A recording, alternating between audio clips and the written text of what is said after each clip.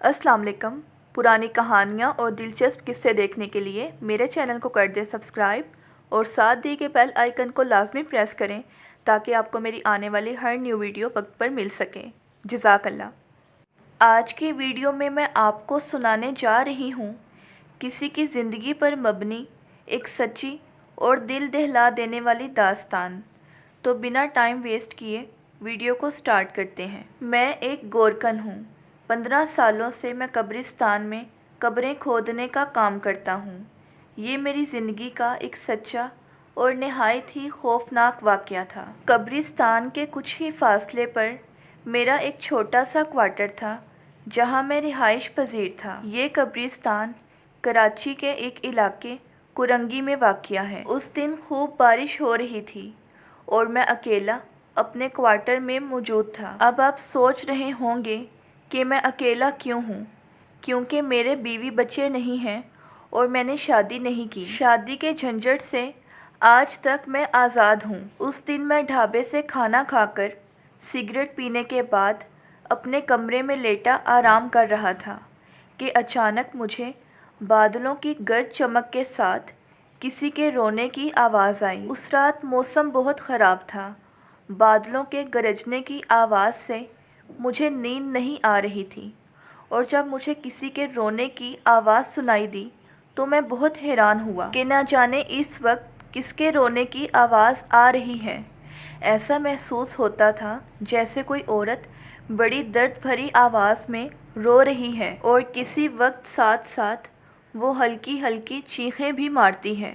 उसके रोने और चीखों से तो यही ज़ाहिर होता था कि जैसे वो औरत किसी सख्त अज़ियत में मुब्तला हो। एक लम्हे के लिए तो मैं बहुत खौफज़दा हुआ, मगर चूँकि मेरी ज़्यादातर ज़िंदगी कब्रिस्तान में ही गुज़री है, इसलिए मैंने फ़ौरन ख़ुद पर काबू पा लिया। मैंने एक हाथ में टॉर्च उठाई और दूसरे हाथ में छतरी पकड़ी और अपने क्वार्टर से बाहर निकल आया, क्योंकि मैं देखना चाहता था कि इतनी रात को किसके रोने और चीखने की आवाज़ आ रही है। मैं कब्रिस्तान में इधर उधर देखने लगा। ये रात के तकरीबन 1:30 बजे का वक्त था। मौसम अब भी ख़राब था और बारिश लगातार हो रही थी। मैं एक हाथ में छतरी पकड़े और दूसरे हाथ में टॉर्च रोशन किए कब्रों के बीचों बीच होता हुआ कब्रिस्तान के बिल्कुल दरमियान में पहुंच गया। मेरा रुख उस तरफ था जहां से मुझे आवाज़ सुनाई दे रही थी। वहां पर दरख्तों का एक झुंड भी था।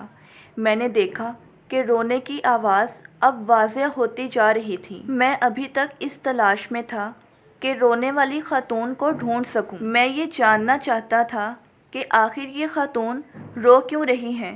मैं कब्रें फलांगता हुआ आगे बढ़ने लगा। मुझे अपनी टॉर्च की रोशनी में अभी तक कोई भी दिखाई नहीं दिया था और बारिश की रफ्तार भी धीमी हो चुकी थी। चलते चलते मैं कब्रिस्तान के उस हिस्से में पहुंच गया जहां पर ताज़ा कब्रें और कुछ पुरानी कब्रें मौजूद थीं। उस वक्त तो मेरी हैरत की इंतहा न रही जब मैंने महसूस किया कि ये रोने की आवाज़ें उस कब्र से आ रही थीं जो बस 1-1.5 महीना पहले ही बनाई गई थी। ये कब्र ज़रा हटकर थी। वैसे तो ये कब्र मिट्टी से अच्छी तरह बंद थी, मगर यूँ महसूस होता था कि जैसे ये खुली हो और उसमें से वाज़िह तौर पर आवाज़ बाहर आ रही हो। अब तो मैं खौफज़दा हो गया, मगर डरते डरते मैं और करीब होने लगा और फिर मेरा शक यकीन में बदल गया। ये आवाज़ें 100% इसी कब्र में से आ रही थीं। बहुत दर्द भरी आवाज़ थी कि जैसे कोई बहुत अज़ाब और अज़ियत में मुब्तला हो। अब मैं सोच में पड़ गया कि ये कब्र किसकी है।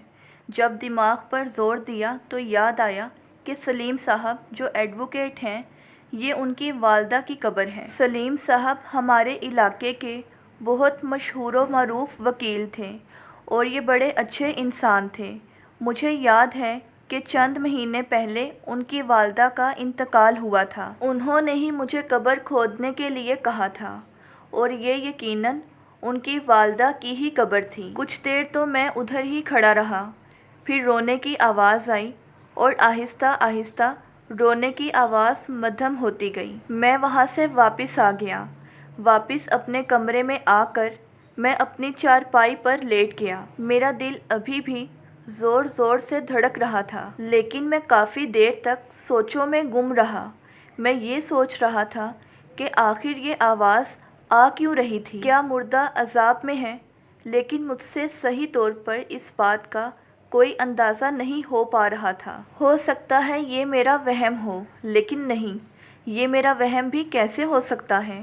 آخر مجھے وہ آواز آئی تھی، تبھی تو میں اس کی تلاش میں وہاں تک گیا تھا نا۔ انہی سوچوں میں گم میری آنکھ لگ گئی اور میں سو گیا۔ لیکن دوسرے تیسرے دن پھر ویسا ہی ہوا اور دوبارہ اسی قبر سے رونے کی آواز آئی۔ میں پھر سے سوچ میں پڑ گیا۔ اب کی بار میں دوبارہ سے اٹھا اور قبرستان کے اسی حصے کی طرف چل پڑا جہاں وہی قبر موجود تھی۔ یہ رات کے تقریباً 12 بجے کا وقت تھا، لیکن آج موسم بالکل صاف تھا۔ میں اپنے ہاتھ میں ٹارچ اٹھائے جب اس قبر کے قریب پہنچا تو دور سے مجھے ٹارچ کی روشنی میں کوئی چیز حرکت کرتی ہوئی محسوس ہوئی، جو کہ قبر کے پاس ہی تھی۔ میں بڑا حیران ہوا کہ آخر یہ کیا چیز ہے۔ کسی عورت کی اذیت ناک دبی دبی چیخیں سنائی دے رہی تھیں۔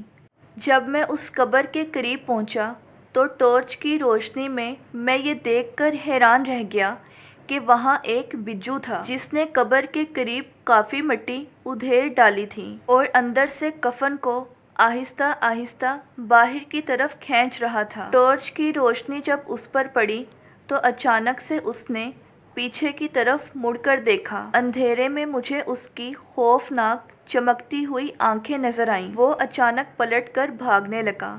میں نے روشنی اس پر دوڑائی، مگر اتنے میں وہ بجو گم ہو چکا تھا۔ بجو اس چھوٹے سے جانور کا نام ہے جس کا کام قبرستان میں قبر کے مردوں کو کھانا ہے۔ وہ قبریں کھود کر مردوں کو باہر نکال لیتا ہے اور پھر اس کا گوشت کھانا شروع کر دیتا ہے۔ میں بڑا حیران تھا اور پریشان بھی کہ آخر یہ بجو یہاں پر کیسے آ گیا۔ مجھے اس قبرستان میں کام کرتے ہوئے 15 سال گزر چکے تھے اور میں نے ان 15 سالوں میں کبھی بھی اس قبرستان میں بجو نہیں دیکھا تھا، مگر آج نہ جانے اس بجو کو دیکھ کر مجھے خوف سا محسوس ہونے لگا۔ میں چند لمحے ٹارچ کی روشنی میں اس قبر کو دیکھتا رہا اور پھر کچھ سوچ کر واپس مڑ گیا۔ میں جا کر اپنے کمرے میں لیٹ گیا۔ میرا دل زور زور سے دھڑک رہا تھا اور آج مجھے بہت خوف محسوس ہو رہا تھا۔ صبح اٹھتے ہی میں نے سب سے پہلے ایک کام کیا، کدال اٹھائی اور اس قبر کی طرف چل پڑا۔ جب میں اس قبر کے قریب آیا تو میں نے دیکھا کہ کفن اتنا ہی باہر تھا۔ غالباً دوبارہ اس بجو نے قبر کو کھودنے کی کوشش نہیں کی۔ میں نے کفن کو اندر کیا، قبر پر دوبارہ سے مٹی ڈال کر اسے پھر سے برابر کر دیا۔ میں سوچ رہا تھا کہ وکیل صاحب کے پاس جا کر ان کو اس بات سے آگاہ کروں۔ پھر میں نے سوچا کہ کہیں وہ میری بات کو جھوٹا قرار نہ دے دیں، لیکن نہیں، ایسا تو نہیں ہے، وہ تو بہت اچھے انسان ہیں، بھلا وہ کیوں میری بات کو جھوٹا یا پھر غلط قرار دیں گے۔ اسی دن کی شام میں ان کے آفس میں جا پہنچا۔ سلیم ایڈوکیٹ صاحب مجھے دیکھ کر بہت حیران ہوئے۔ سلیم صاحب نے مجھے بہت عزت سے بٹھایا اور چائے پانی کا پوچھا۔ میں نے ان کا شکریہ ادا کیا۔ وہ مجھ سے پوچھنے لگے، کیا بات ہے شکیل میاں، کسی کیس کے سلسلے میں آئے ہو؟ انہوں نے بہت محبت اور خلوص سے میرا وہاں جانے کا مقصد پوچھا۔ میں نے ان سے کہا، وکیل صاحب مجھے آپ سے ضروری بات کرنی ہے۔ وہ کہنے لگے، ہاں بولو شکیل میاں، کیا بات ہے، سب ٹھیک تو ہے نا؟ پھر میں نے ان کے سامنے سارا ماجرا بیان کیا کہ کس طرح ان کی والدہ کی قبر سے رات کے وقت رونے، چیخنے، چلانے اور سسکیوں کی آوازیں آتی ہیں، کہ جس طرح وہ کسی شدید عذاب میں مبتلا ہیں۔ اور پھر میں نے ان کو بجو کے قبر کو اکھاڑنے کا واقعہ بھی سنایا۔ سلیم صاحب یہ بات سن کر بہت پریشان ہوئے۔ ان کے چہرے کا تو رنگ پیلا پڑ گیا۔ وہ میری بات سن کر کہنے لگے، شکیل میاں ایسا کیسے ہو سکتا ہے بھلا کہ مرنے والا اس دنیا سے چلا جائے اور پھر اس کی قبر سے آوازیں آئیں؟ ہاں بجو کی بات تو سمجھ میں آتی ہے، وہ تو کسی کی بھی قبر کو اکھاڑ سکتے ہیں۔ مگر یہ رونے کی آواز۔ میں نے ان سے کہا سلیم صاحب آپ میرا یقین کیجئے، ایسا ہی ہوا ہے، اور ایسا ایک بار نہیں، میں مسلسل کئی روز سے یہ آوازیں سن رہا ہوں، اور یہ آوازیں آپ کی والدہ کی قبر کے اندر سے ہی آتی ہیں۔ سلیم صاحب میری بات سن کر حیرت میں پڑ گئے۔ ایسا لگتا تھا جیسے ان کو میری باتوں کا یقین نہ ہو۔ بہرحال وہ کہنے لگے کہ میں خود وہاں آؤں گا، میں خود اس بات کو مشاہدہ کروں گا، میں خود اپنے کانوں سے سنوں گا، تبھی جا کر مجھے اس بات کا یقین آئے گا۔ میں نے ان سے کہا آپ ضرور آئیے۔ انہوں نے مجھ سے 1-2 دن بعد وہاں آنے کا وعدہ کیا۔ میں ان سے مل کر گھر واپس آ گیا۔ تیسرے دن کی شام وہ میرے پاس آئے اور کہنے لگے شکیل میاں آج رات میں تم سے ملنے آؤں گا، اور ہاں خبردار، کسی کو کانوں کان خبر بھی نہیں ہونی چاہیے کہ میں اتنی رات گئے تمہارے پاس قبرستان کیوں آیا ہوں، اور کیا یہ ضروری ہے کہ آج ہی کی رات وہ آواز بھی آئے گی؟ میں نے کہا نہیں، ایسا بھی تو ہو سکتا ہے کہ آج وہ آواز آئے ہی نہ۔ سلیم صاحب کہنے لگے کوئی بات نہیں، اگر آج ایسا نہ ہوا تو میں دوبارہ آ جاؤں گا۔ خیر اپنے وعدے کے مطابق ایڈوکیٹ صاحب رات 12 بجے میرے پاس آ گئے۔ میں نے ان سے چائے پانی پوچھا مگر انہوں نے صاف انکار کر دیا۔ ویسے بھی یہ امیر لوگ بھلا ہم غریبوں سے چائے پانی کیوں پینے لگے؟ پھر وہ مجھ سے کہنے لگے کیا خیال ہے شکیل میاں قبرستان کی طرف چلیں؟ میں نے ان سے کہا جی ہاں کیوں نہیں، لیکن آج قبرستان میں ہر طرف خاموشی اور سناٹا چھایا ہوا تھا۔ ہم دونوں اٹھ کر کمرے سے باہر آ گئے۔ قبرستان میں چاروں طرف خاموشی اور ویرانی چھائی ہوئی تھی۔ ہم دونوں چلتے چلتے ان کی والدہ کی قبر کے پاس آ گئے، مگر قبرستان میں ہم دونوں نے ابھی تک کسی قسم کی کوئی بھی آواز نہیں سنی تھی۔ ہم دونوں کافی دیر تک قبرستان میں ادھر ادھر گھومتے رہے، مگر کہیں سے بھی رونے یا چیخنے کی آواز نہیں آئی۔ وکیل صاحب مجھ سے کہنے لگے میاں آج تو یہ ثابت نہ ہو پائے گا، مگر ہاں جس رات بھی تمہیں یہ آواز آئے تم بے شک مجھے اسی وقت بلا لینا۔ حیرت کی بات تو یہ تھی کہ اگلے کچھ روز تک تو یہ آواز بالکل بھی نہ آئی۔ پھر ایک رات ایسے ہی اندھیری رات تھی کہ مجھے پھر سے قبرستان سے رونے کی آواز آنے لگی، اور آواز ایسی تھی جیسے کوئی بہت سخت اذیت میں مبتلا ہو۔ آواز سنتے ہی میں وکیل صاحب کے گھر کی طرف دوڑا۔ ان کا گھر قریبی کالونی میں تھا۔ مجھے وہاں پہنچنے میں 10 سے 15 منٹ لگے۔ ان کا چوکیدار باہر دروازے پر بیٹھا سو رہا تھا۔ جب میں نے اسے وکیل صاحب سے ملنے کو کہا تو پہلے تو اس نے مجھے صاف انکار کر دیا کہ اتنی رات کے وکیل صاحب کو اٹھانا مناسب نہیں۔ اس کے منع کرنے کے بعد میں نے اسے کہا کہ اگر ابھی تم نے وکیل صاحب کو نہ اٹھایا تو صبح وہ تمہیں نوکری سے نکال دیں گے، کیونکہ میں ان کے کہنے کے مطابق ہی اس وقت ان سے ملنے آیا ہوں۔ چوکیدار نے جب یہ دھمکی سنی تو فوراً اٹھ کر وکیل صاحب کو اٹھانے چلا گیا۔ تھوڑی دیر بعد وکیل صاحب بھی آ گئے۔ وہ اپنی گاڑی گراج سے باہر نکالنے لگے۔ جب گاڑی باہر نکالی تو انہوں نے مجھے اشارہ کیا اور میں ان کے ساتھ فوراً سے فرنٹ سیٹ پر آگے بیٹھ گیا۔ وکیل صاحب نے قبرستان کی طرف گاڑی دوڑائی۔ وہاں پہنچ کر انہوں نے قبرستان کے دروازے کے سامنے گاڑی لگا دی۔ ہم دونوں قبرستان میں داخل ہوئے۔ وہ مجھ سے پوچھنے لگے کیوں آج آواز آ رہی ہے؟ میں نے جواب میں کہا جی ہاں وکیل صاحب آج آپ سن سکتے ہیں، کیونکہ آج واضح طور پر آواز آ رہی ہے۔ قبرستان میں دور کسی عورت کے رونے کی آواز آ رہی تھی، شدید عذاب میں ڈوبی ہوئی آواز۔ وکیل صاحب تو جیسے خاموش سے ہو گئے۔ پھر ہم دونوں چلتے چلتے ان کی والدہ کی قبر کے قریب آ گئے۔ اب تو ایسے محسوس ہو رہا تھا جیسے کوئی عورت قبر میں رو رہی ہو۔ میں نے ان سے کہا دیکھ لیا وکیل صاحب آپ نے، سن لیا اپنے کانوں سے، اب تو ہو گیا نا آپ کو یقین؟ وکیل صاحب کے چہرے پر پریشانی کے آثار تھے۔ انہوں نے پہلے میری بات سنی اور پھر اونچی آواز میں کلمہ پاک کا ورد شروع کر دیا۔ کچھ دیر کلمہ پاک پڑھنے کے بعد انہوں نے اپنے دونوں ہاتھ اٹھائے اور فاتحہ پڑھنے لگے۔ میں نے بھی ان کی پیروی کی اور پھر ہم دونوں نے ان کی والدہ کی قبر پر فاتحہ خوانی کی۔ اب آواز بالکل مدھم ہو چکی تھی۔ وکیل صاحب نے مجھے اشارہ کیا اور پھر ہم دونوں قبرستان سے باہر نکل آئے۔ میں نے ان سے کہا، وکیل صاحب، مجھے آپ سے جھوٹ بولنے کی کیا ضرورت تھی؟ اب تو آپ کو یقین آ گیا نا؟ وکیل صاحب کہنے لگے، ہاں، اب مجھے یقین آ گیا ہے، مگر شکیل میاں، مجھے تو وہاں کوئی بجو نظر نہیں آیا۔ وکیل صاحب، اس بجو کو میں نے بھگا دیا تھا۔ ہاں، اگر دوبارہ وہ مجھے نظر آئے گا تو میں اسے جان سے مار دوں گا۔ وکیل صاحب نے میری بات سن کر ہاں میں سر ہلایا۔ وکیل صاحب، کیا میں جان سکتا ہوں کہ آخر اس کی وجہ کیا ہے؟ میں نے اپنے 15 سالوں میں آج تک ایسا واقعہ نہیں دیکھا۔ وکیل صاحب انتہائی افسردہ لہجے میں بولے، شکیل میاں، یہ بہت لمبی کہانی ہے، پھر کبھی سناؤں گا۔ میں نے ان سے کہا، وکیل صاحب، اگر آپ آج آئے ہیں تو اس تجسس سے پردہ اٹھا ہی دیجیے۔ میں آپ سے وعدہ کرتا ہوں کہ یہ بات کہیں آگے نہیں جائے گی، اور ہو سکے تو ان کی قبر پر فاتحہ خوانی کروائیے۔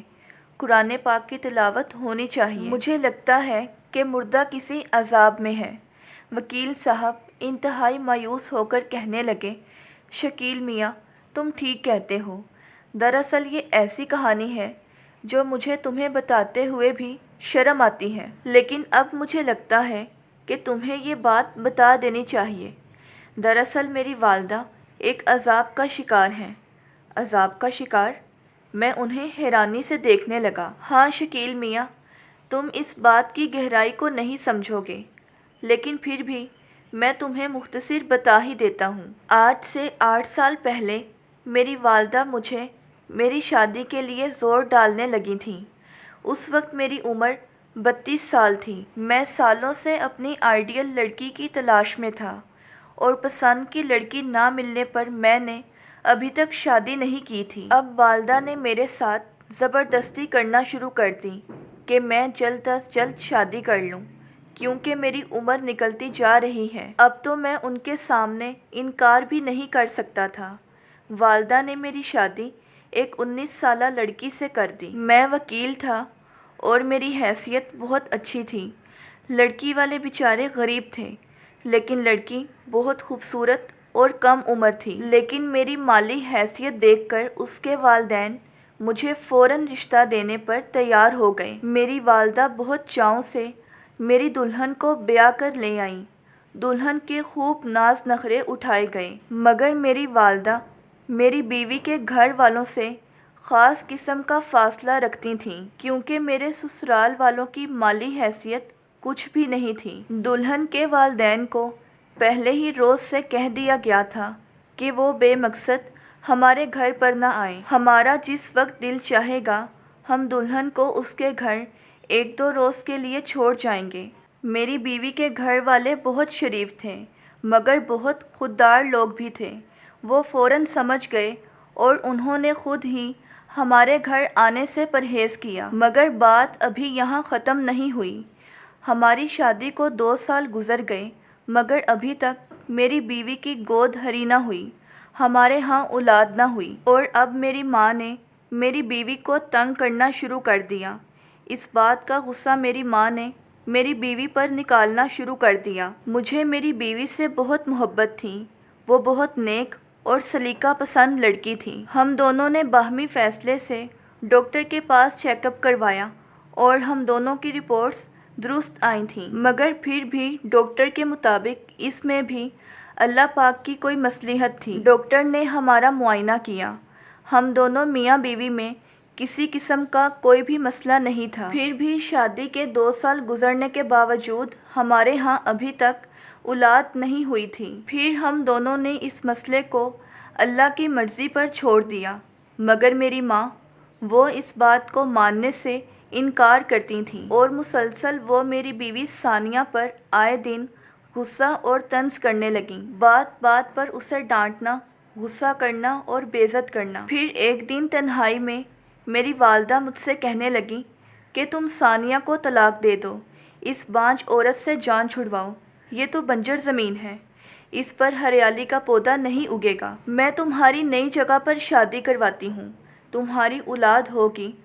ارے بھائی، ہمیں بھی کوئی پوتے پوتیوں کا سکھ دکھاؤ۔ میں ماں کی یہ بات سن کر غصے میں آ گیا۔ میں ثانیہ کو کسی بھی صورت طلاق نہیں دینا چاہتا تھا، مگر میری ماں کا دباؤ بڑھنے لگا۔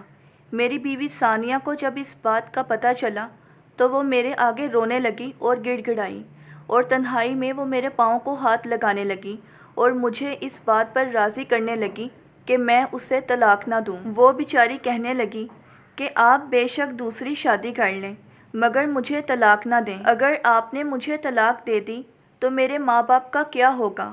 آپ تو جانتے ہیں کہ ہمارے معاشرے میں طلاق یافتہ عورت کی کیا عزت ہے۔ مگر میں بھی مجبور ہو گیا تھا۔ ادھر میری ماں نے ایک امیر گھرانے کی لڑکی کا رشتہ دیکھ لیا تھا، مگر اس امیر فیملی کی بس ایک ہی ڈیمانڈ تھی کہ میں اپنی پہلے والی بیوی کو طلاق دوں، جبکہ مجھے میری بیوی ثانیہ کا بھی خیال تھا اور میں اسے ہرگز بھی طلاق نہیں دینا چاہتا تھا۔ ادھر میری ماں مجھے نئی لڑکی سے شادی پر مجبور کر رہی تھی اور ادھر ثانیہ، وہ میرے آگے گڑ گڑا رہی تھی کہ میں اسے طلاق نہ دوں، بے شک میں دوسری شادی کر لوں، لیکن طلاق دینا بھی ضروری تھا۔ مگر میں نے بہت سوچ بچار کے بعد اپنے دل کی بات مان لی اور میں نے ثانیہ سے کہہ دیا کہ میں اسے طلاق نہیں دوں گا، اور پھر میں نے ماں سے کہہ دیا کہ میں ثانیہ کو نہیں چھوڑوں گا، میں اسے طلاق نہیں دوں گا۔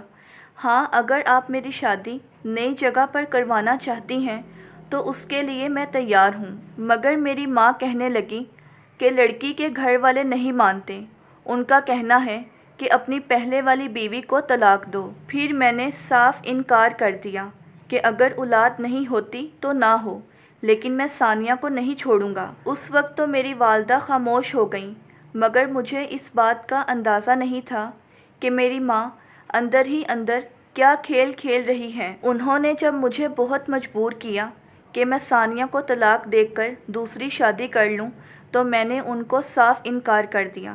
اب ان کو اس بات کا پتہ چل چکا تھا کہ میں ثانیہ کو کبھی نہیں چھوڑوں گا اور دوسری لڑکی اس گھر میں اس وقت تک نہیں آئے گی جب تک ثانیہ اس گھر سے نہیں نکلے گی۔ آخر کار میری ماں نے یہ حل سوچا۔ اس نے میری بیوی ثانیہ کے ساتھ وہ کیا جو میں سوچ بھی نہیں سکتا تھا۔ ایک دن جب میں آفس میں تھا تو مجھے فون آیا کہ ثانیہ کچن میں کھانا بنا رہی تھی تو ثانیہ کے دوپٹے کو آگ لگ گئی اور ثانیہ جل کر بھیانک موت مر گئی۔ اس وقت گھر پر کوئی نوکر بھی نہیں تھا اور والدہ بھی گھر پر موجود نہیں تھیں۔ گھر پر کسی کے موجود نہ ہونے کی وجہ سے ثانیہ کو مدد نہ مل سکی اور وہ جل کر مر گئی۔ جب مجھے آفس میں یہ بھیانک فون آیا تو میں پریشانی کی حالت میں فوراً اپنے گھر پہنچا تو میں نے دیکھا کہ میری ماں مگرمچھ کے آنسو بہا رہی تھی اور ثانیہ بیچاری کا پورا جسم بری طرح سے جل چکا تھا اور وہ بہت بھیانک موت مر چکی تھی۔ میری تو جیسے دنیا ہی اجڑ گئی تھی۔ میں رو رو کر نڈھال ہو رہا تھا۔ ثانیہ کی موت نے مجھے توڑ کر رکھ دیا تھا، مگر ابھی تو 4 دن بھی نہیں گزرے تھے کہ میری ماں نے مجھے نئی شادی پر زور دینا شروع کر دیا۔ بڑی مشکل سے میں نے اپنی ماں کو 2 ہفتوں تک روکے رکھا، پھر اس کے چند دن گزرنے کے بعد ہی میری ماں خوشی خوشی اپنی مرضی کی دلہن کو بیاہ لے آئی۔ ماں کی خوشی دیکھ کر مجھے یوں محسوس ہوتا تھا کہ ثانیہ کی موت قدرتی نہیں ہوئی، بلکہ اس کی موت میں میری ماں کا ہاتھ ضرور شامل ہے، مگر میرے پاس اس بات کا کوئی ثبوت نہیں تھا۔ اور پھر وہی ہوا، نئی بیوی تو گھر آ گئی، مگر وہ میری ماں کو عزت نہ دے سکی۔ اب میری ماں نئی بیوی سے بچے کی امید لگائے بیٹھی تھی، مگر خدا کی قدرت کہ میری نئی بیوی سے بھی اس کی یہ امید اور خواہش پوری نہ ہو سکی۔ اسی طرح مہینوں پر مہینے گزرتے رہے اور پھر انہی دنوں میں میری ماں کو عجیب سے مرگی کے دورے پڑنے لگے۔ میری ماں بیمار رہنے لگی، دن بہ دن اس کی حالت خراب ہوتی گئی۔ ڈاکٹرز کو چیک اپ کروایا تو انہوں نے اسے دماغی بیماری کا کہہ کر کچھ دوائیاں لکھ کر دے دیں، مگر اللہ ہی جانے کہ کیا بات تھی، اچھے سے اچھے ڈاکٹر کو چیک اپ کروانے کے بعد بھی میری ماں کی حالت روز بروز بگڑتی جا رہی تھی۔ اب تو ماں کی حالت ایسی ہو گئی تھی کہ وہ گھر سے باہر کی طرف دوڑتیں، اپنے بالوں کو بکھیر لیتیں اور اونچی اونچی کہکہے لگاتیں تو کبھی رونے لگ جاتیں، کبھی وہ زمین پر لیٹ جاتیں تو کبھی وہ بالکل ہی پاگلوں والی حرکتیں کرنے لگ جاتیں۔ ایک دن جب میں آفس سے گھر آیا تو میں یہ دیکھ کر حیران رہ گیا کہ میری ماں دیوار میں اپنا سر ٹکرا رہی تھی اور میری بیوی پریشان کھڑی سامنے یہ دیکھ رہی تھی۔ میری بیوی مجھ سے کہنے لگی، خدا کے لیے اپنی ماں کو پاگل خانے چھوڑ آؤ، یہ تو بالکل ہی پاگل ہو گئی ہے، دیکھو تو ذرا کیا کر رہی ہے یہ۔ جبکہ میں اپنی ماں کی حالت دیکھ کر بہت پریشان تھا اور میرے ساتھ ساتھ میرے والد صاحب بھی بہت پریشان تھے۔ ان کی بیوی کی یہ حالت ان سے دیکھی نہیں جا رہی تھی۔ بڑی مشکل سے ماں کو پکڑ کر ان کے کمرے میں لے گئے اور پھر ان کو کمرے میں بند کر دیا۔ میرے والد صاحب ان کے پاس ان کی دیکھ بھال کے لیے تھے، مگر وہ بیچارے بھی بہت پریشان تھے۔ اگلے دن میرے والد صاحب میرے کمرے میں آئے اور مجھ سے آ کر کہنے لگے، سلیم بیٹا، تمہاری بیوی ٹھیک کہتی ہے، تم اپنی ماں کو پاگل خانے میں داخل کروا دو۔ مگر کیوں ابا جان، وہ میری ماں ہے، ہم گھر پر خود ان کی دیکھ بھال کر سکتے ہیں، اور ویسے بھی آپ کو تو پتہ ہے کہ ڈاکٹرز ان کا علاج کر رہے ہیں، وہ جلد ہی ٹھیک ہو جائیں گی۔ میرے والد صاحب کی آنکھوں میں آنسو آ گئے اور وہ کہنے لگے، سلیم بیٹا، اب اس کا یہی علاج ہے کہ ہم اسے پاگل خانے میں داخل کروا دیں، یہ جب تک زندہ رہے گی اسی عذاب میں گرفتار رہے گی۔ ابا جان، کیا ہو گیا ہے آپ کو؟ کیسی باتیں کر رہے ہیں آپ؟ میں نے حیرت سے کہا۔ ہاں سلیم بیٹا، تمہیں نہیں معلوم، یہ پاگل پن قدرتی نہیں ہے، یہ پاگل پن تو اس گناہ کا پچھتاوا ہے جو تمہاری ماں کر چکی ہے۔ میں تم سے سچ کہہ رہا ہوں، کیا تم جانتے ہو کہ ثانیہ کی موت قدرتی نہیں ہوئی تھی بلکہ اس کے جسم کو آگ لگائی گئی تھی، اور یہ سب کھیل تمہاری ماں نے کھیلا تھا۔ اپنے ابا جان کی بات سن کر میرے پاؤں کے نیچے سے تو جیسے زمین ہی نکل گئی۔ ابو، یہ سب کیا بول رہے ہیں آپ؟ ہاں بیٹا، میں جو بھی بول رہا ہوں وہ بالکل ٹھیک ہی کہہ رہا ہوں، مگر میرا اللہ جانتا ہے کہ میں ہرگز بھی اس گناہ میں شامل نہیں تھا۔ میں اپنے ابا کی بات سن کر آنکھ جھپکے بغیر ہی ان کو غور سے دیکھے جا رہا تھا۔ ہاں بیٹا، میں ٹھیک کہہ رہا ہوں، وہ تمہاری دوسری شادی کروانے کے لیے تمہارے پیچھے ایسے پڑ چکی تھیں کہ اس نے ثانیہ کو ٹھکانے لگانے کا فیصلہ کیا، اور یہ بات مجھے اس وقت پتہ چلی جب وہ ثانیہ کا کام تمام کر چکی تھی، اور اس نے مجھے قسم دی تھی کہ یہ راز ہمیشہ راز ہی رہے گا، مگر میں اب اور خاموش نہیں رہ سکتا۔ میرے ابا جان نے یہ سب باتیں کہہ کر اپنا سر جھکا لیا اور اپنی آنکھوں میں آئے آنسو صاف کرنے لگے، اور پھر وہ کہنے لگے، سلیم بیٹا، تم نے اپنی آنکھوں سے دیکھ لیا نا کہ وہ کتنی جلدی خدا کی پکڑ میں آ گئی ہے، مگر میں تو ابھی تک ان کی کہی گئی باتوں میں ہی گمسم تھا۔ مجھے اپنی ماں سے ان سب باتوں کی بالکل بھی توقع نہیں تھی کہ میری ماں اس حد تک گر جائے گی، وہ اتنی ظالم ہو جائے گی۔ یہی وجہ تھی کہ ثانیہ کی موت کے بعد میری ماں کی حالت خراب ہوتی چلی گئی۔ اگلے چند روز تک تو میں اپنے آپ کو بالکل بھی سنبھال نہ سکا۔ پھر مجھے صبر آ گیا اور میں نے سوچا کہ میری ماں نے جو کچھ بھی کیا اسے اس کے گناہ کی سزا ملی۔ اس کے بعد میں نے بہت کوشش کی کہ میں اپنی ماں کا علاج کرواؤں، مگر میری ماں تو جیسے بستر سے ہی لگ کر رہ گئی تھی، اور پھر ایک دن اسی پاگل پن میں میری ماں کا انتقال ہو گیا۔ وہ مسلسل عذاب میں گرفتار تھیں، یہی وجہ ہے کہ آج ان کی قبر سے بھی رونے کی آوازیں آتی ہیں۔ بس اللہ میری ماں کو اس عذاب سے نجات دے دے۔